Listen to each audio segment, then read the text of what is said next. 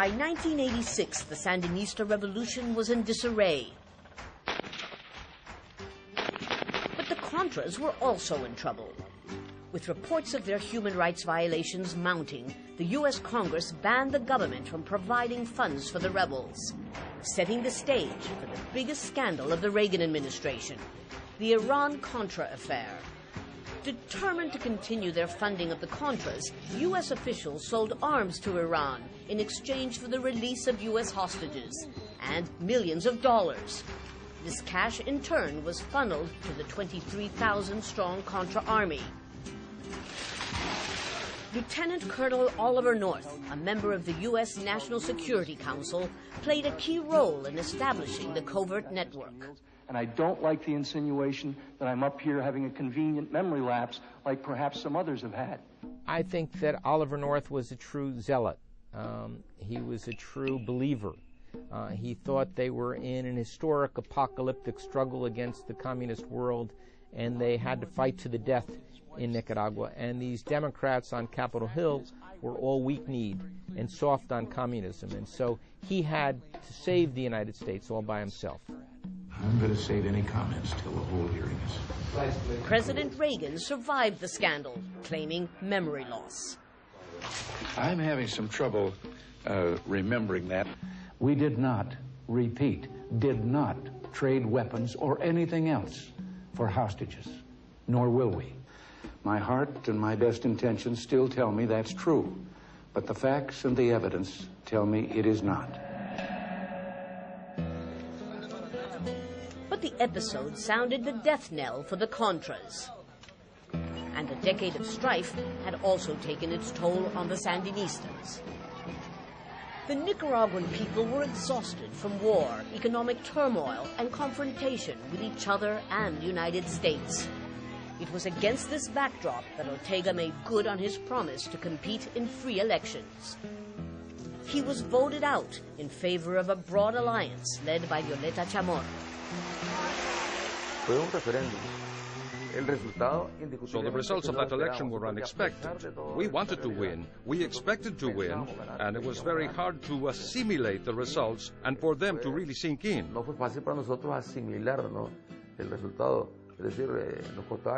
But we didn't think twice about accepting the results. Gracious in defeat, the Sandinistas had proven even their fiercest critics wrong. The day which the Sandinist Front recognized that we have lost the elections and that Mrs. Chamorro had won the election, it was a great day for democracy in Nicaragua. It had been 10 years since the Sandinista revolution, but as Daniel Ortega acknowledged defeat in the Plaza of the Revolution, he made a vow.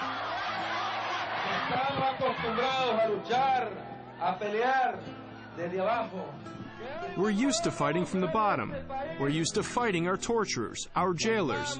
And now that there is a revolutionary people's power in Nicaragua, we are better positioned to very soon return to govern this country from the top.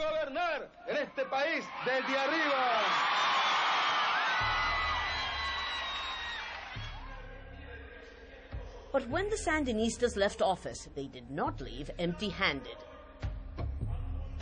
They changed the law and joined the landed gentry that they had spent so long opposing. They passed 2 laws to accelerate the legalization of property that had already been distributed. Much of it was fair, but these laws were used and manipulated to benefit a certain group. That was the basis for what is now the new Sandinista capital. Many were outraged by the laws that allowed many Sandinistas to enrich themselves while their countrymen were in ruins. But the new Chamorro government had more pressing matters to think about. The war was over, but Nicaragua was bankrupt and in tatters. The new government began the task of disarmament. The new U.S. President, George Bush Sr., even participated in this ceremony. The event marked the passing of a tragic era and ushered in a new beginning. Yet Daniel Ortega knew that people still dreamed of the social justice his revolution had offered. And no sooner had he been voted out of power than he began planning his return. Today, Daniel Ortega represents the ambition for personal accumulation of power. Ortega started as a revolutionary leader, but has turned into a traditional populist. He remained head of the Sandinista party and became leader of the opposition bloc in Congress. He used his influence to negotiate shady deals with political enemies, even if it meant breaking with his closest comrades. His former vice president, novelist Sergio Ramirez, founded a breakaway party called the Sandinista Renovation Movement. I think we split because I was on the side of democratic procedures, and Daniel believed that we must recuperate power at any price. At any price, even against the law, even against the Constitution. And you, as a founder of the Sandinista movement, find that apparently very repulsive. Of course, because the Sandinista front was based on principles, on ethical principles. By 1997, Ortega was using his power in Congress to strike deals with the right-wing ruling party. Each needed the other to form a majority in Congress that allowed them to reform the Constitution and share control of key institutions, the judiciary, the Comptroller General's office, and the Electoral Council. The right-wing president, Arnoldo Alemán, was widely denounced, even by Ortega, for widespread corruption, reminiscent of an earlier era. The Somoza dictatorship had more than 40 years to accumulate wealth, but in less than 6 years, Alemán became a multi-millionaire. After leaving office, Alemán was tried and sentenced to 20 years in prison for swindling millions of dollars from the state coffers. Ortega used his influence in the courts to get him out of jail and later to have him acquitted at a price. In exchange, Ortega altered the electoral law, allowing him to win an election in the first round with just 35% of the vote, something unprecedented in Latin America.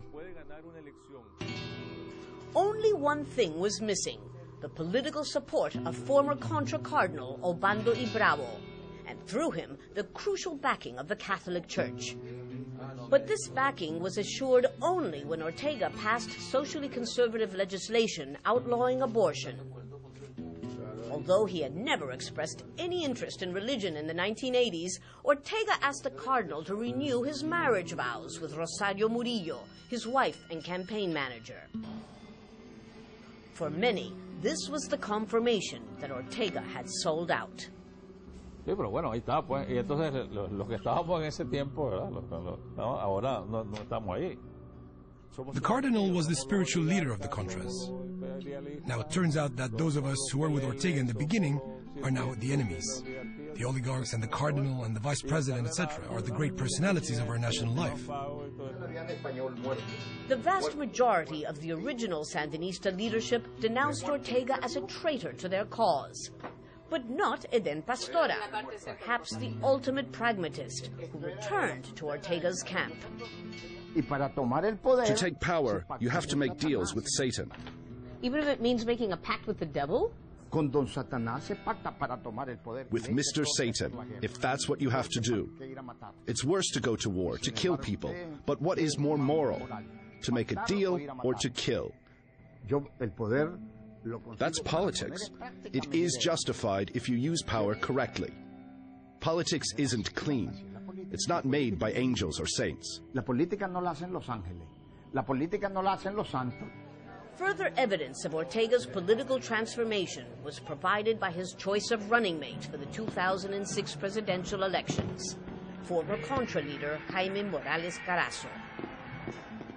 The Sandinista leader had successfully secured the backing of former foes, whether Contras or Catholics, and he also gained the backing of the electorate, but barely, with little more than 37% of the vote, less than what he obtained in his 3 previous failed attempts at re-election.